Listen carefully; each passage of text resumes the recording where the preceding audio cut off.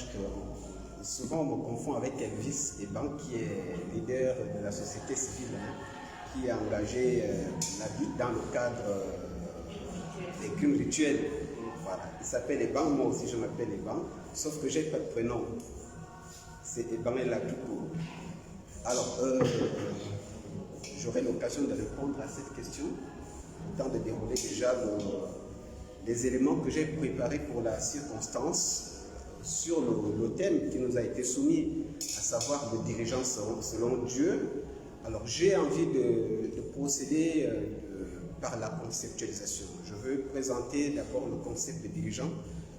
J'imagine qu'il s'agit essentiellement et profondément du dirigeant politique. Donc, je vais présenter le concept du point de vue de l'entendement étymologique et également du point de vue de la conception qu'on peut en avoir sous un angle doctrinal, donc qui touche beaucoup plus aux éléments de pensée et de réflexion que les philosophes et les grands savants ont pu produire là-dessus.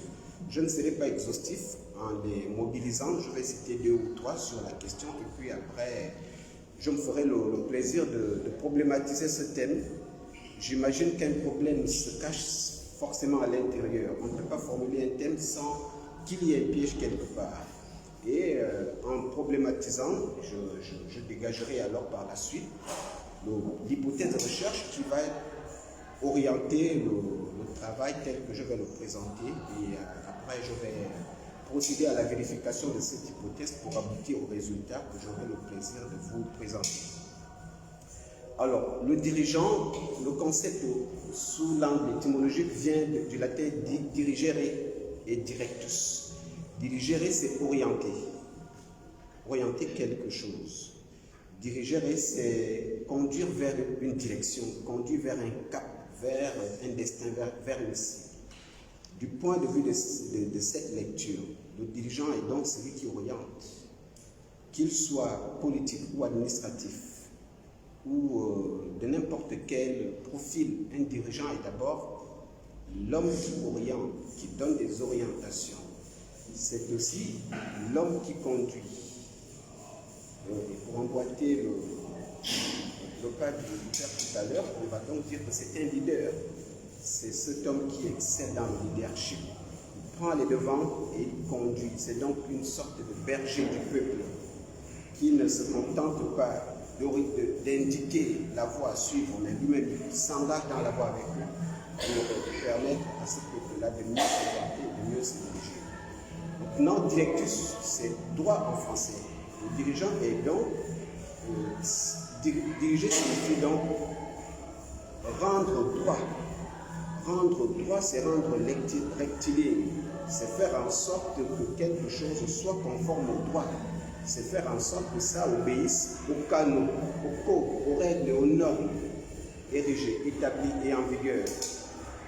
Donc, le dirigeant est donc celui qui ordonne, celui qui inspire la légitimité, celui qui inspire la légalité, celui qui inspire également la nécessité d'un conformisme à la Constitution et au droit positif.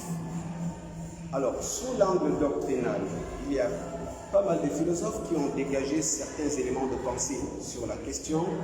Je veux faire allusion ici à Platon, à Machiavel, qui devient un familier des Gabonais depuis le Grand Putsch, et à Thomas Hobbes. J'aurais pu m'étendre à Emmanuel Kant, à Jean-Jacques Rousseau et à tous les spécialistes de la philosophie politique, des questions politiques, surtout ceux qui ont examiné cette question-là dans le contexte de leur réflexion philosophique. Alors, chez Platon, le dirigeant est essentiellement le chef de la cité. Mais Platon va plus loin. Il utilise un concept qui n'est pas très apprécié par tous les corps de métier. Platon fait du dirigeant le philosophe roi. Dans la République, livre 7. Mais le philosophe roi n'est pas le spécialiste de philosophie, ni l'enseignant de philosophie, ni celui qui pond des articles et des ouvrages en philosophie. Le philosophe roi, c'est toute l'élite intellectuelle. Donc on trouve là-dedans des médecins, on trouve des magistrats, on trouve des journalistes, on trouve vraiment cette variété de profils à l'intérieur, pourvu qu'ils soient de la classe des citoyens les plus éclairés, la classe des citoyens que l'on peut mettre dans la catégorie de l'élitisme, donc ceux qui prennent à l'excellence et aux lumières la part la plus éloquente. C'est cela en fait le philosophe roi. Le philosophe roi est également cet homme qui a une certaine idée du bien et du juste, parce qu'il a procédé à la dialectique ascendante et il a découvert les réalités intelligibles en lien avec la justice et en lien avec le bien, et qui peut savoir en faire usage dans la vie civile, dans la vie communautaire, pour le salut public et pour le bien de ses compatriotes.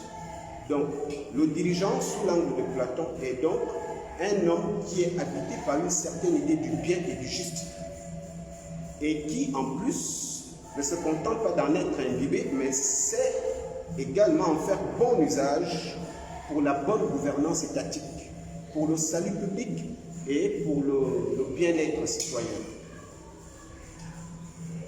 Thomas Hobbes prend plus ou moins le contre-pied de la pensée de Platon.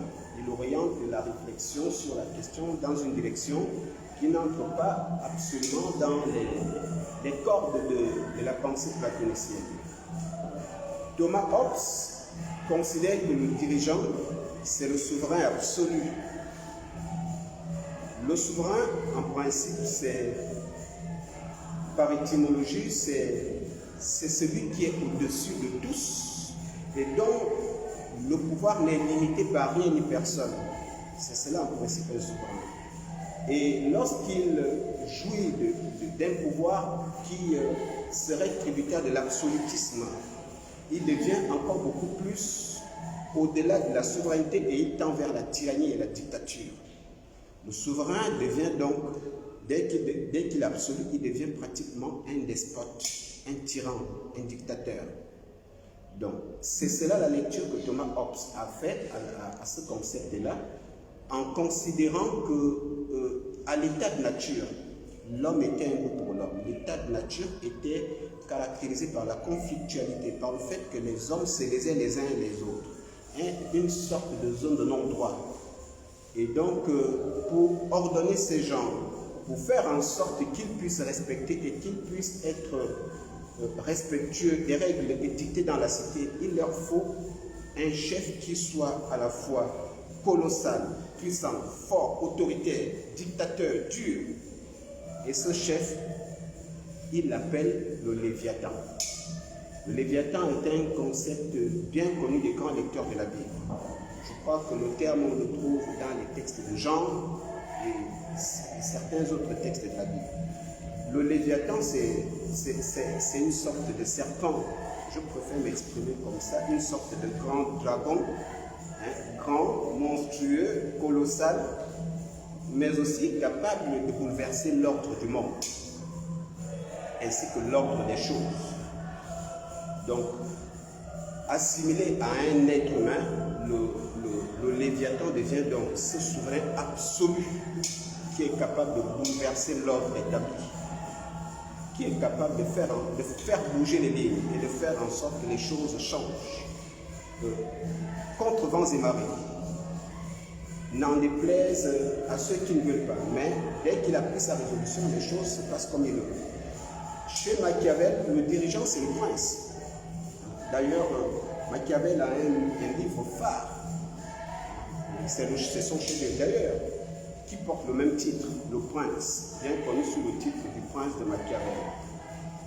Mais le prince, chez Machiavel, n'est pas à saisir sémantiquement sous le seul angle qui rapprocherait ce concept-là du sens du monarque.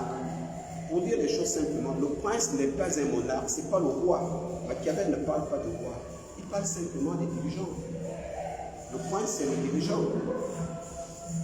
Mais avec cette particularité qu'il est ce dirigeant qui a su conquérir le pouvoir. Il a su gagner, obtenir le pouvoir. Et il sait en plus le conserver. Et il tient toute cette habilité, cette capacité du fait qu'il a travaillé dans les arcanes du pouvoir. C'est cela le prince de Machiavel.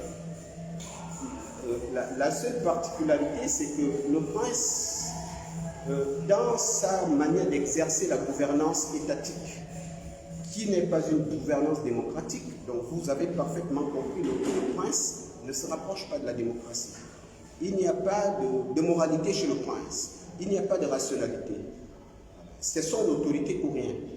Donc voilà les trois philosophes, les trois penseurs que nous pouvons convoquer pour rendre compte du sens du concept de dirigeant sous l'angle qui se veut doctrinal et que nous inscrivons au-delà de la dimension étymologique.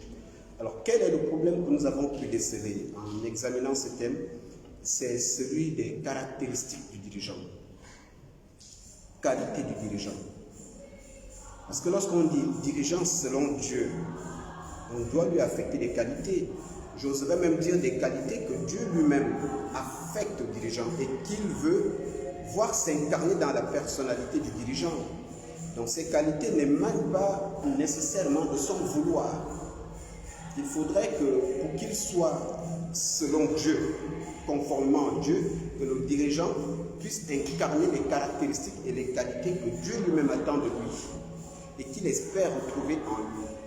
C'est cela le dirigeant, selon Dieu, du point de vue du problème tel que nous venons de le pointer. Alors, la finalité de ce problème, c'est de faire déboucher, non pas sur une dialectique, mais sur une démarche scientifique, et donc une démonstration d'une hypothèse. On aurait pu dialectiser, mais tel qu'il est formulé, on ne peut pas aller vers une controverse.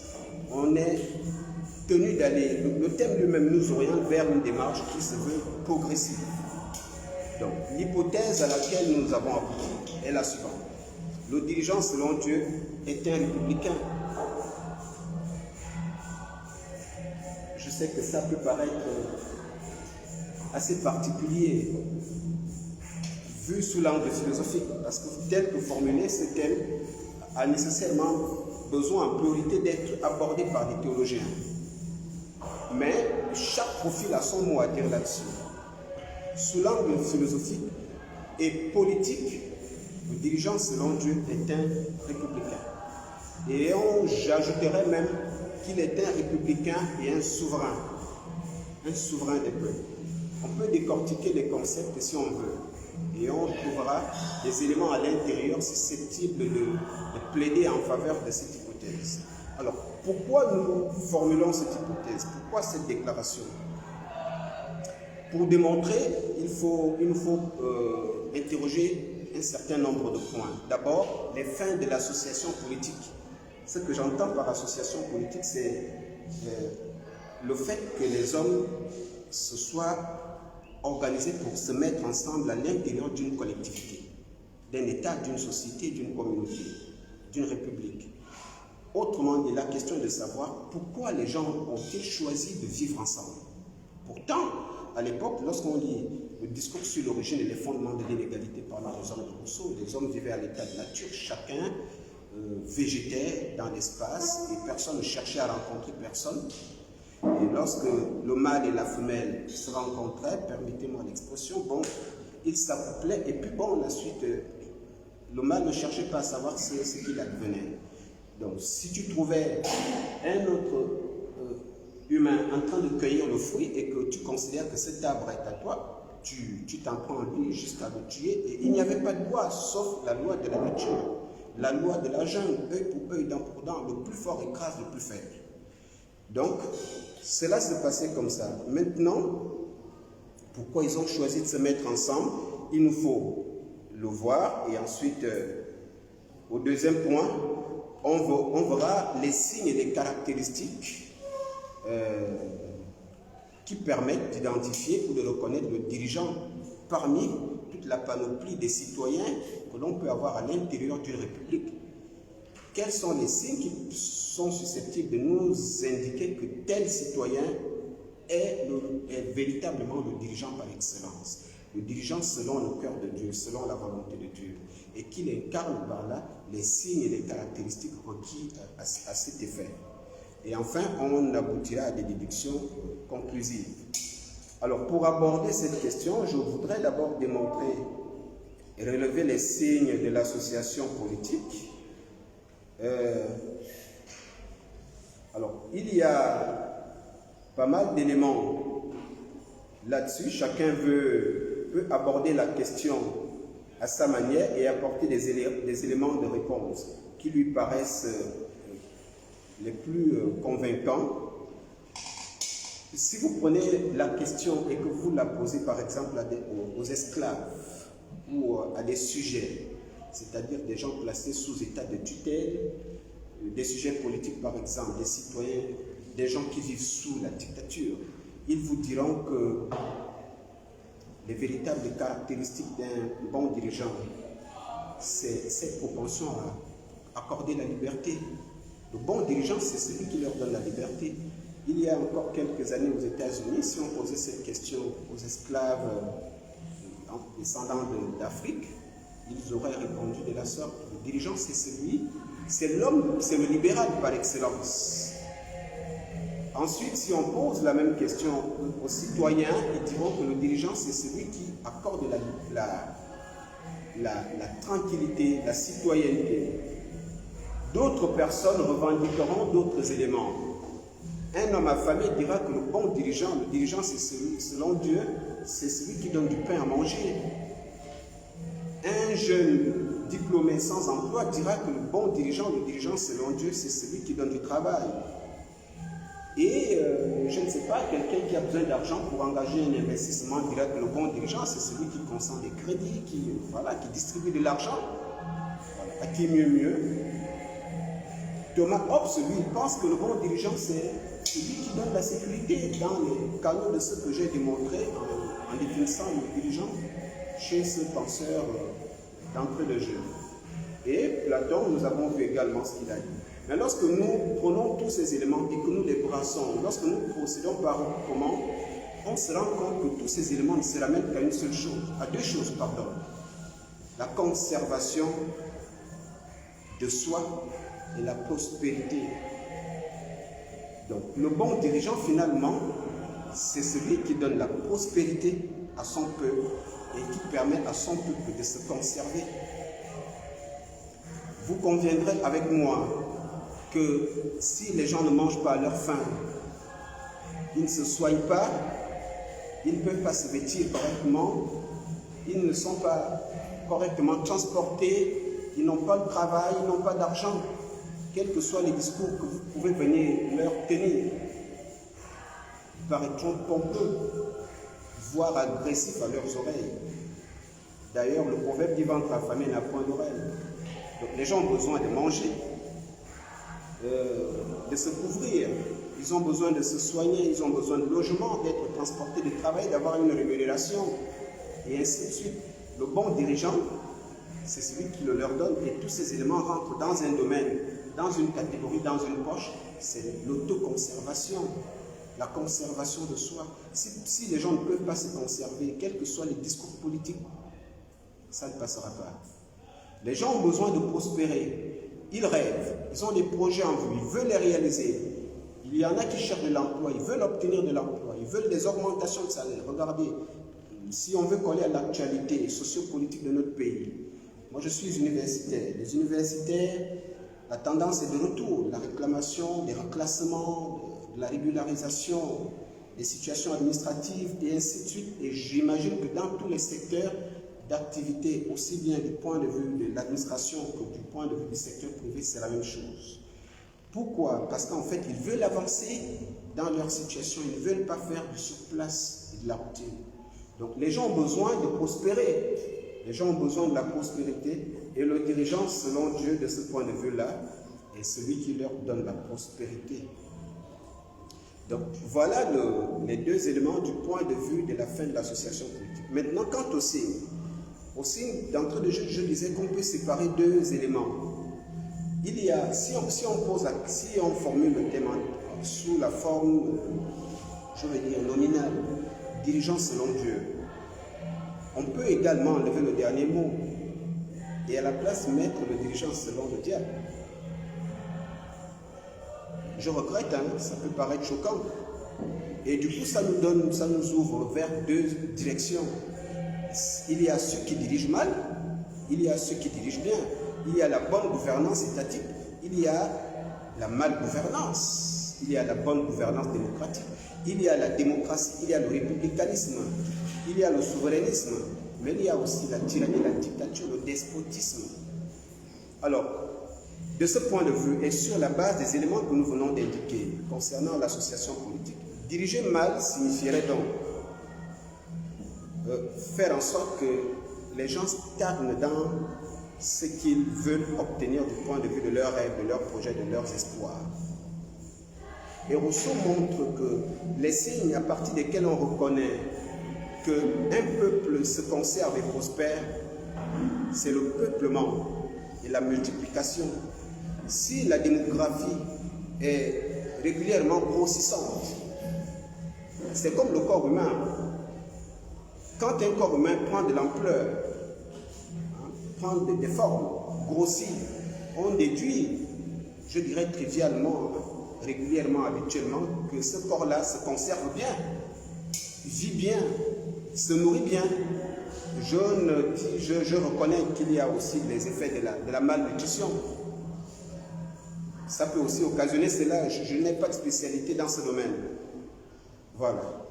Et il en va de même pour le corps politique, tel qu'il en va pour le corps humain. Lorsque le corps politique a des tendances grossissantes, c'est qu'il se conserve bien. Donc, les signes et les caractéristiques pour identifier qu'un dirigeant dirige bien, c'est le peuplement, c'est la multiplication de la population. Or, celui qui dirige mal, son peuple a tendance, sa population a tendance à stagner. Donc, les années passent et c'est toujours le même nombre. Voilà. Ensuite, deuxième caractéristique, deuxième signe de celui qui dirige mal, la rétention des chiffres du point de vue de la démographie. C'est quand même inimaginable qu'un pays puisse traverser un demi-siècle avec une population stagnante. Voilà, donc ça donne l'impression qu'il y a une rétention des chiffres à dessein et à des fins probablement électorales. On va avoir un collège électoral de 800 000 pour une population de 5 millions, entre guillemets. Je ne fais allusion à aucun pays. Voilà. Alors celui qui dirige bien, les signes d'identification et de reconnaissance qu'il dirige bien sont le peuplement et la multiplication. On renverse seulement les données. C'est Rousseau qui le démontre clairement. Il dit, je le cite, et quel est le signe le plus sûr qu'il se conserve et prospère? C'est le nombre et la multiplication. Alors le baromètre pour évaluer tout cela, pour mesurer que ces signes sont de bons signes, que ces signes sont de Dieu, je crois que c'est l'épanouissement, l'émancipation, le grossissement. Si un peuple est épanoui, si un peuple est libre, regardez, depuis le 30 août, je ne suis pas en train d'insinuer qu'avant, voilà, il y avait quelques lourdeurs. Ce que je veux dire, c'est que quand même au lendemain du 30 août, au petit matin, ce qu'on a vu à Libreville et dans les villes de l'intérieur du pays, c'est pratiquement... On n'avait jamais vécu rien de tel au Gabon. Une liesse populaire inédite, inqualifiable. Et d'habitude, on voit la population dans la rue, mais pour casser, pour mettre le pays à feu et à sang, cette fois, c'était complètement différent. Les gens sortent spontanément avec des cris de joie pour manifester leur joie, exprimer leur joie d'être libre, le sentiment d'être libre, la joie d'être libre. On l'a vu, c'était visible, c'était palpable. Donc, le baromètre, c'est cela. Est-ce que le peuple est épanoui lorsqu'on regarde le peuple, du point de vue de son attitude, du point de vue des rapports interpersonnels à l'intérieur de la collectivité? Est-ce qu'on ressent la liberté, l'épanouissement, l'émancipation? Ou alors, vit-on régulièrement des plaintes, des récriminations? Est-ce qu'on va de grève en grève? Est-ce que l'administration traverse une léthargie? Est-ce que le secteur privé est caractérisé par une faiblesse criarde du point de vue du recrutement, de la production. Et à partir de là, chacun peut faire la part des choses et savoir de quel côté se trouve le bon droit. Donc voilà, alors déduction conclusive, je risque de ne pas tout démontrer parce que c'est relativement long, je vais m'arrêter à mi-chemin. Déduction conclusive, le dirigeant selon Dieu, c'est le républicain, nous l'avons déjà dit, pour un certain nombre de raisons. La première, c'est que le républicain, c'est l'homme qui pratique la République.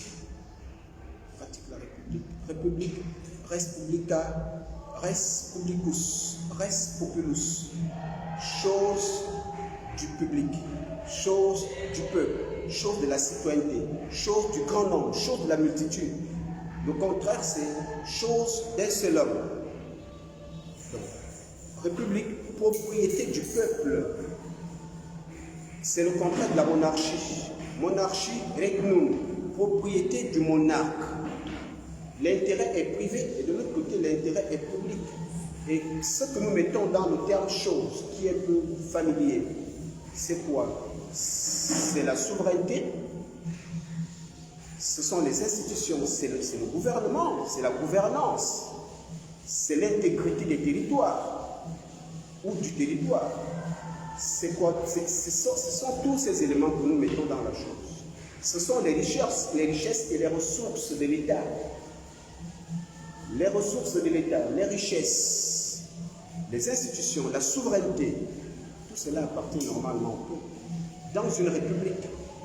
Voilà pourquoi souvent, pendant mes cours de philosophie politique, je m'amuse à dire aux étudiants, je doute fort que beaucoup de pays africains qui prétendent être des républiques le soient en réalité. Nous sommes probablement à coup sûr des États, ou beaucoup plus des pays. Mais sommes-nous véritablement des républiques? En prenant ce concept-là dans la rigueur de son acception et de son entendement, c'est difficile de répondre par la positive. Donc, le dirigeant selon Dieu est un républicain pour cette première raison. La deuxième raison, c'est que c'est l'homme acquis à la cause de la plaie, de la masse inculte, et aussi de l'opinion publique, opinion quasi publique et opinion non publique. Il est acquis à la cause du grand nombre et pas à sa cause propre, pas à la cause des gouvernants. Ça veut dire quoi? L'argent public n'est pas pour lui, c'est pour le peuple. L'or, le manganèse, l'uranium, le pétrole, le bois, pas de Kevazingo Gate. Parce que ça n'appartient pas à quelqu'un, c'est pour le peuple. Ils ne sont que de simples gérants. Ce sont des ministres. Le ministre, par essence, c'est d'abord un serviteur. C'est l'homme qui sert et pas l'homme qui se sert. Ils ne sont que des simples lieutenants, des simples instruments de Dieu. Donc, ils ont à leur charge la gestion de la chose publique pour le bonheur du grand nombre. Donc, c'est des gouvernants, mais pour les gouverner. Pas des gouvernants pour eux-mêmes, mais pour ces gens-là qui sont gouvernés par eux. Donc, vous comprenez que le républicanisme ne s'écarte pas beaucoup plus de la démocratie, même s'il y a quelques différences entre les deux. Donc, voilà les quelques éléments que je peux proposer. Pour terminer, je vais juste donner un élément qui vient de Platon pour coller à la mention selon Dieu. Platon disait à la fin de la République libre que pour que les cités soient bien gouvernées, il faut que d'authentiques philosophes prennent le pouvoir, ou que les rois, et c'est ça le plus important cette mention, ou que les rois, par la grâce divine, par la spéciale grâce divine. Donc le dirigeant selon Dieu n'est pas celui qui fait dans l'autoproclamation, dans l'improvisation. Ce n'est pas une posture de l'imposture, ce n'est pas des passe-droits, le passage en force, non. Il doit bénéficier de l'accord de Dieu. Et là encore, je m'inscris dans le prolongement du propos de M. l'abbé tout à l'heure. Le pouvoir doit pouvoir venir de Dieu. Le pouvoir du dirigeant doit pouvoir venir de Dieu. C'est vrai qu'on cherchera de manière spectaculaire les signes de cela, mais ça ne saute pas le nu. Il faut pouvoir décortiquer, il faut pouvoir lire entre les lignes. Donc, je ne sais pas si j'ai encore quelques minutes, si je n'en ai plus, je peux m'arrêter là. Voilà. Je vous remercie pour votre aimable attention.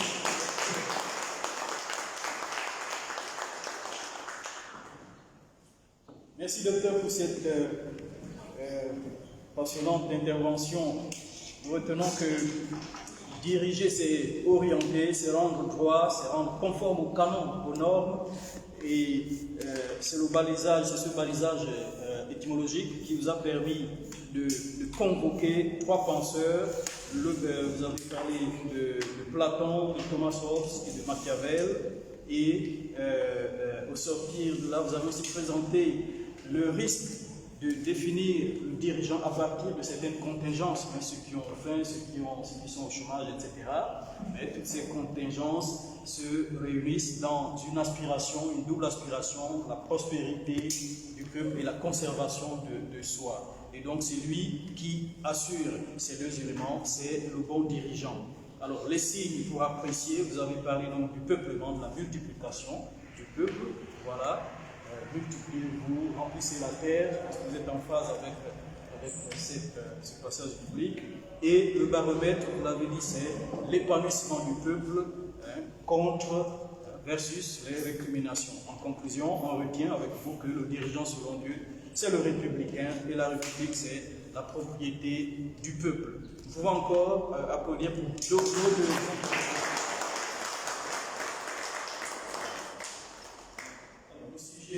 Il est passionnant de par les enseignements déjà existants, mais aussi par l'actualité, et bien dans ce bilan d'actualisation de ces concepts, de ces éléments dans la théologie que